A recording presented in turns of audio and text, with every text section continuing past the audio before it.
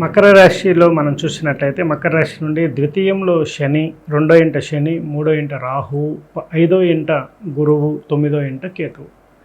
దాదాపు చాలా బలమైనటువంటి గ్రహ వీక్షణ, అలాగే గ్రహ సంచార బలం వల్ల వీరికి అద్భుతమైనటువంటి రాజయోగాలు రాబోతున్నా ఉన్నాయన్నమాట.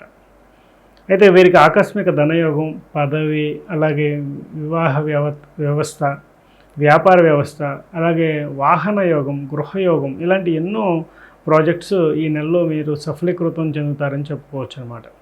అంటే అది అన్నీ కూడా అంకురార్పణ జరిగే అవకాశం ఉంటుంది. అలాగే విద్యార్థులకు మటుకి కొద్దిగా గడ్డు కాలం అని చెప్పుకోవచ్చు. పరీక్షా సమయం, ఇది చాలా జాగ్రత్తగా మీరు ముందుకు వెళ్ళాల్సిన అవసరం ఉంటుందన్నమాట. ఉన్నత చదువులకు వెళ్ళేవాళ్ళు, విదేశాలకు వెళ్ళేవాళ్ళు ఈ యొక్క నెలలో మీరు ప్రాజెక్ట్స్ ఏదన్నా స్టార్ట్ చేసినా కూడా తప్పకుండా సఫలీకృతం అయ్యే అవకాశం ఉంటుంది మకర రాశి వారు. అందులో కూడా వెంకటేశ్వర స్వామి వారి యొక్క నక్షత్రం శ్రవణ నక్షత్రంలో ఉన్నది. అలాగే పట్టుదలకి, అలాగే ఏదైనా నమ్మకానికి కూడా వీళ్ళు ప్రతీకంగా ఉంటారు.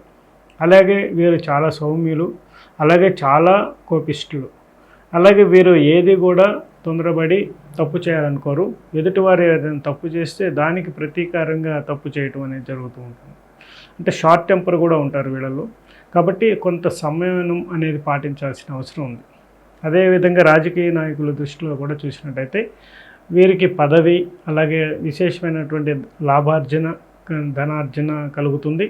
అలాగే పదవి వస్తుంది. అలాగే విశేషమైనటువంటి ఈ యొక్క విశేషమైనటువంటి సన్మానాలు కూడా జరిగే అవకాశం ఉంటుంది. ప్రజాదరణ పెంపొందించుకునే అవకాశం ఉంటుంది. అలాగే సోదరుల మధ్య కొంత చిన్న చిన్న విభేదాలు కానీ రావడానికి అవకాశం ఉంది. అలాగే కోర్టు సమస్యలు కానీ ఉన్నట్లయితే వాటిని పరిష్కార మార్గంలోకి వెళ్ళినట్లయితే తప్పకుండా ఒక మెట్టు మీరు దిగినా కూడా తొందరగా పరిష్కారం అయ్యే అవకాశం ఉంటుంది. అలాగే కుటుంబ వ్యవస్థలో కూడా చాలా శుభ ఫలితాలు వచ్చే అవకాశం ఉంటుందన్నమాట.